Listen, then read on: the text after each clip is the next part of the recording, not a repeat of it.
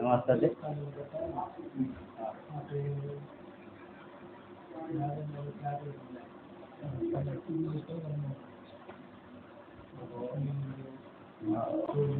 ఈరోజు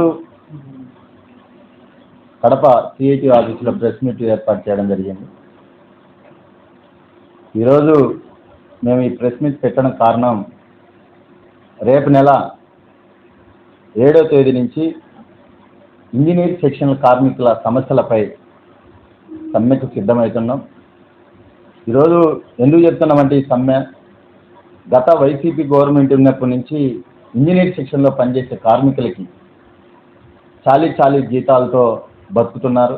ఈరోజు 15,000 రూపాయలతో ఎట్లా బతుకుతారని ఇంజనీరింగ్ సెక్షన్ కార్మికులు అడుగుతున్నారు రాష్ట్ర ప్రభుత్వాన్ని.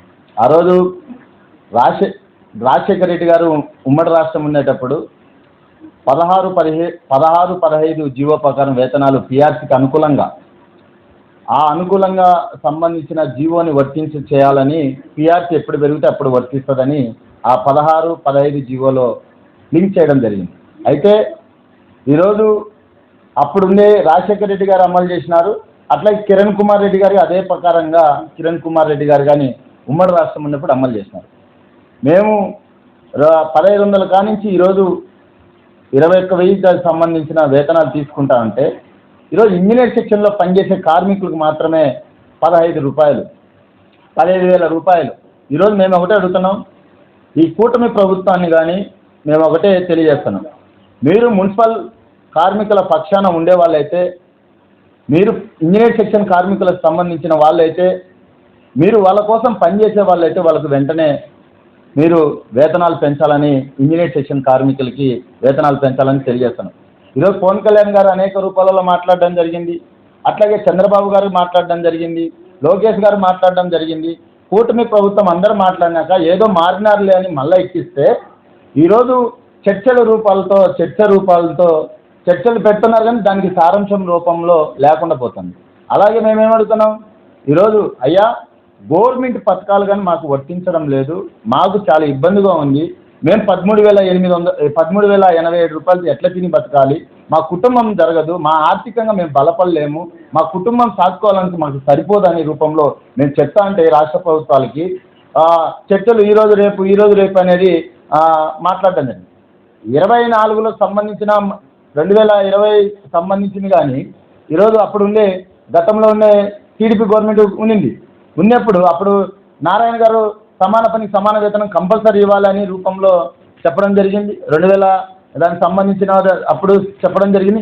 ఈరోజు అనేక పథకాలు వర్తించడంలో, అలాగే ఈరోజు పారిశుద్ధ కార్మికులు కానీ ఇంజనీర్ సెక్షన్ కార్మికులు ఒక్కరే కాదు, పారిశుద్ధ కార్మికులు కానీ సమ్మెలో పాల్గొంటారు.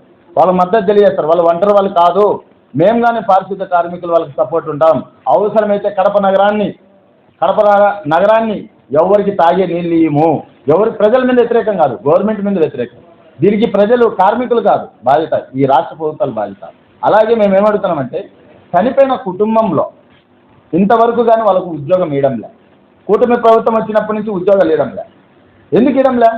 వైసీపీ గవర్నమెంట్ ఉన్నప్పుడు ఇస్తా అన్నారు. ఈరోజు కూటమి ప్రభుత్వం ఏర్పడినాక ఉద్యోగాలు ఇవ్వడం. మేమేమడుతామంటే, కడప నగరంలో మన ఎమ్మెల్యే గారు మాధవరెడ్డి గారు ఉన్నారు, జోక్యం చేసుకుని వెంటనే ఆ ఉద్యోగాలు ఇప్పించాల్సిందిగా మీకు అందరికీ తెలియజేస్తాను. అలాగే మేము అనేక రూపాలలో మేము ప్రజలు సేవ చేసే నివాస ప్రాంతాలలో మాకు ఎక్కడ కానీ మౌలిక సదుపాయాలు, ఇప్పుడు మేము డ్యూటీకి వస్తే నైట్ 12 గంటలకు 5 గంటలకు పోయి 5 గంటలకు ఆ నీళ్ళు వదులుతారు. ఆ నీళ్ళు వదిలే టైంలో మేము పోయి ఇంటికి వెళ్ళినప్పుడు నీళ్ళు ఉండవు. అట్లాగే రోడ్లు లేవు, డ్రైనేజ్ లేదు. ఈరోజు తిలక్ నగర్ కానీ, అరుంధతి నగర్ కానీ, ఇక్కడ శంకరాపురం కానీ, శంకరాపురంలో రోడ్లకు సంబంధించినది లైట్లు లేవు, వీధి లైట్లు లేవు. అక్కడ నివాస ప్రాంతంలో ఉండే వాళ్ళకు ఏది రక్షణ లేదు. అంటే ప్రజలకు మాత్రం మున్సిపల్ కార్మికులు సేవ చేయాలి. అట్లాగే కడప నగరంలో కడప కార్పొరేషన్లో పర్మనెంట్ ఎంప్లాయీస్ సంబంధించింది ఇంజనీర్ సెక్షన్లో చనిపోతే శానిటేషన్లో ఇన్స్పెక్టర్గా ఇస్తున్నారు, శానిటేషన్లో మేస్త్రిగా ఇస్తున్నారు. ఇంజనీర్ సెక్షన్లో ఏమైనా ఖాళీ? ఈరోజు ఇంజనీర్ సెక్షన్లో కార్మికులకు సంబంధించి ఇవ్వలేదు. అంటే ఇక్కడ చదువుకునే వాళ్ళు పారిశుద్ధ కార్మికులలో ఉండే చదువుకునే వాళ్ళు వాళ్ళ ప్రమోషన్లని కోల్పోతున్నారు.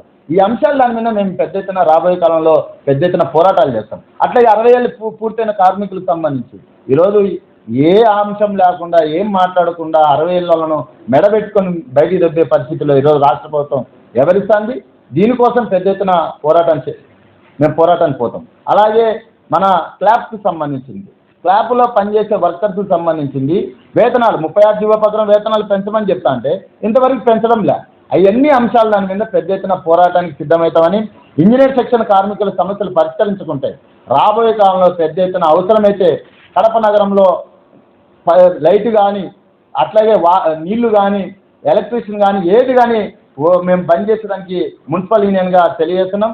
మేము సిఐటికి ఒకటే డిమాండ్ చేస్తున్నాం, ఈ అంశాలు కానీ పరిష్కరించుకుంటే రాబోయే కాలంలో పెద్ద ఎత్తున పోరాటాలకి సిద్ధమవుతామని AP municipal workers and employees union నుంచి తెలియజేస్తున్నాం.